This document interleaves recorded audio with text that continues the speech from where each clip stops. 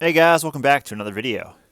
Today we're going to be testing out these Titleist Pro V1 RCT balls, and I'm going to be comparing them to just a range ball. And I'm going to be using my Garmin R10, Approach R10, which I have back here. And we'll see if this increases the accuracy. It should give better spin numbers. I'm here in my home simulator that's in my garage here. And it's a reasonable setup. It actually works pretty well for me, surprisingly. But let's put these to the test. I'm going to hit 50 shots with the RCT using all the clubs in my bags, and then 50 shots with this range ball. And then I'll jump to my computer now, and we can look at the data and kind of see what we found.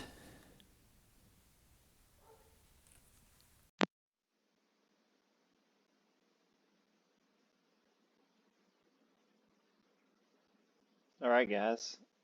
So here's the data. I had 50 shots with the Titleist RCT ball, and then I also hit 50 shots with the yellow ball. This is kind of annoying because the only way you can get the data on your computer from the Garmin app is in this Excel file, but it does give you a lot of information. The first thing that stands out with the spin rate right here is that with the yellow ball, the non-RCT ball, it gives you an estimated spin rate. It just says the word estimated here. We switch over to the Titleist Excel sheet, it gives you a measured spin rate. So I started off with 3 lob wedge shots, and then my club speed was 46, 55, and 77. Let's go over to the yellow ball. Pretty similar club head speeds. The attack angle and club path and club face are kind of interesting because they give me some numbers here, but on the Titleist one, I got zeros for all my wedges. With my wedges, I do use a very specific short stroke where it's basically a putting stroke. So it would make sense for me that these are all fairly close to zero. With the yellow ball, a lot of variation. So I got 7 degrees, -3, -5 on the attack angle, -9, 1, -8. That's like fairly similar. 6, -2, 3. You can't get too much different than that. So that's definitely a difference between using the balls. Face to path, I got 11, -3, 15 with my lob wedge. Again, all zeros here. Ball speed, around 55 miles an hour with the lob wedge. And so, like, again, ball speed is definitely different here, 50, 53, 60. It's a lot of variation there. And then the smash factor, all at 0.9. What do we get on this? All around 1. So here, there's a lot of variation in the smash factor with the RCT balls compared to not having them. The launch angle was around 23 degrees, we'll say. What was it with? It's around a good amount of variation there. The direction, a lot of variation. And then we get into our spin numbers. So backspin with the lob wedge, between 4,500 and 6,000. See what the backspin was with the RCT balls. Much higher. So 5,900 to 6,700. Side spin, we had one with a 0 measurement. I'm guessing the 0 measurement is an error, but I could be right. Side spin between 0 and 584, or -448 and 584 with the RCT balls. Let's see what my side spin was. Here, the side spin, good amount of variation, -1,000. The spin rate overall between 4,700 and 6,000 with the lob wedge, with the RCT balls. Fairly similar spin rates. Measured, then the spin axis. The carry distance here between 47 and 52. Let's see, because that's the biggest thing, is how much does it affect carry distance. Pretty similar carry distances here, 47 to 60 between. So the ball's very similar carry distance. See how it does with the total distance, 68, 52. see what total distance was here. 55 and 61. So that's fairly similar distances with the balls. I do think just the fact that it's actually measuring something here, I think it's worth the $50 RCT, or maybe I think they're up to $70 now, RCT balls with the lob wedge. Sand wedge, again, got the zeros, the measured. We can just kind of go to spin rate here. Measured between, with 3 shots, 53 to 6,000. And with my sand wedge with the RCT balls, 53 to 6,000. So dead on spin rate there. The carry distance of 49 to 63. Let's see what we got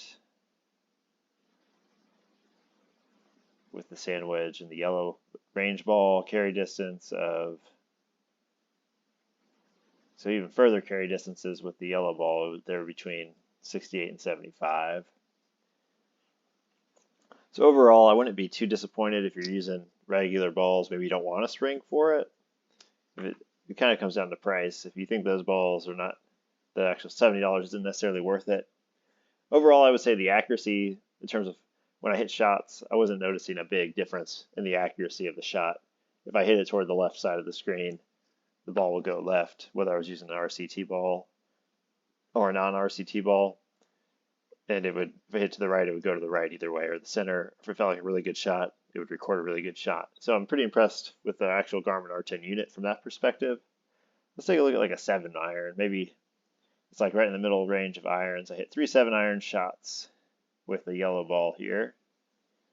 My speed was between 75 and I had a 105. So let's see what we did with the RCT ball with the 7-iron.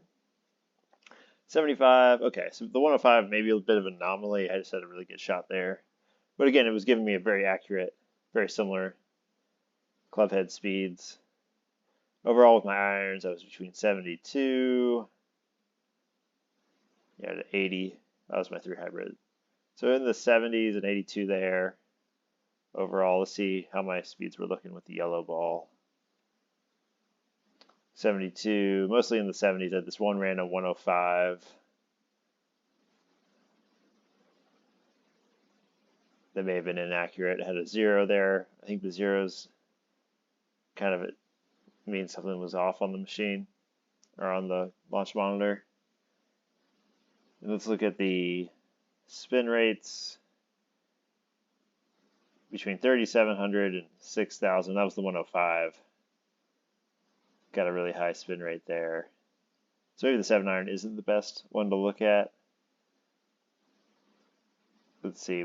Because yeah, that one didn't go very far either. It went 112 carry, 133, 127, which is more of what my 7-iron usually actually runs, like around 130 when I'm outside playing on a course.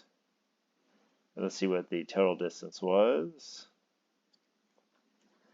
It'll give it to me, yeah, 147 to 142. Kind of similar to what I get outside. And let's see how the RCT ball worked out.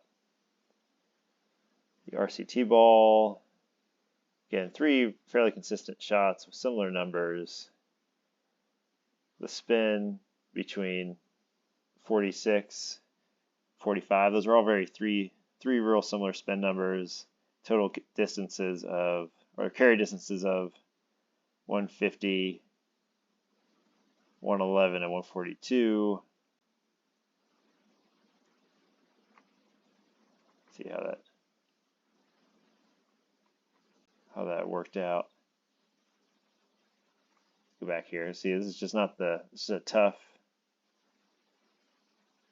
way to look at data here.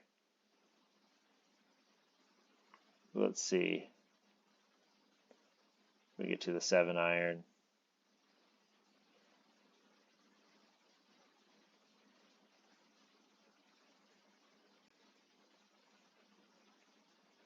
Seven-iron, here we have here.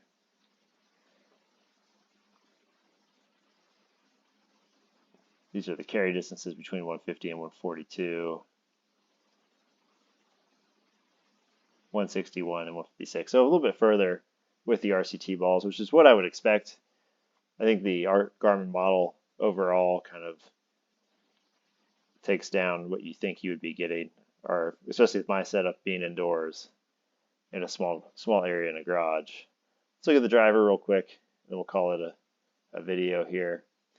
At 5 driver shots, all the speeds were about 85 to 87 with the RCT balls. Spin rate of around 2,000, with one being 1,500. Let's see what they were with the yellow ball. Driver, same speeds with the club. Spin rates much higher, between 3,600, 4,000. And I did get a longer distances with the RCT balls compared to the yellow ball, the non-RCT ball. So you're going to get a little bit more accurate overall data, I think, with the RCT ball. Is it worth the price? Maybe. It's $70. Just kind of depends what you're doing or how you feel about it. You still are getting great data if you're not using an RCT ball, but again, I think I'd recommend the RCT balls just because in the data it's changing this one figure from estimated to measured. I think that definitely speaks volumes as to you actually are getting some value there at the very least. Let me know what you guys think in the comments, what you guys are using, how your setups are at home. I'm impressed with the data I'm getting, especially with my setup. I'm limited to that garage space where I don't have a ton of room. I still want to be able to use it as a garage. So I'm pretty happy with how this R10 unit's been working for me and the data I'm getting from it. I think the RCT balls are worth it. I'll put a link down in the description where you guys can buy some. Again, make sure to subscribe if you enjoy this kind of content, and I'll catch you all next time.